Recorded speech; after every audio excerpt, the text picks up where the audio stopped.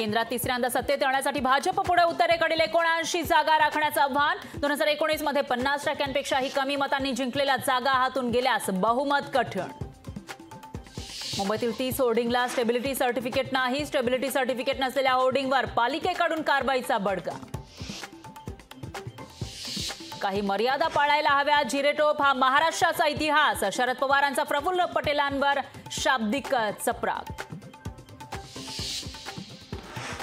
धर्माच्या आधारे आरक्षण देण्यासाठी काँग्रेसचं वोट जिहादचं राजकारण। मोदींचा पुन्हा एकदा काँग्रेसवर हल्लाबोल। नकली शिवसेना नकली राष्ट्रवादीचं काँग्रेसमध्ये विलीनीकरण नक्की। शिवसेना काँग्रेसमध्ये विलीन झाल्यास बाळासाहेब आठवतील, उद्धव ठाकरे आणि शरद पवारांवर मोदींचा निशाणा। भ्रष्टाचारी गोळा करणारी भाजपची कचरा गाडी। खोट्या डिग्रीसारखी खोटी वंशावळ आणू नका, उद्धव ठाकरेंची मोदींवर तुफान टीका। केरळमध्ये 31 मे रोजी मान्सून दाखल होणार। महाराष्ट्रामध्ये 7 जूनची डेडलाईन मान्सून पाळणार का, याविषयी उत्सुकता। केजरीवाल यांना अंतरिम जामीन देऊन विशेष वागणूक। अमित शहांचा खळबळजनक दावा।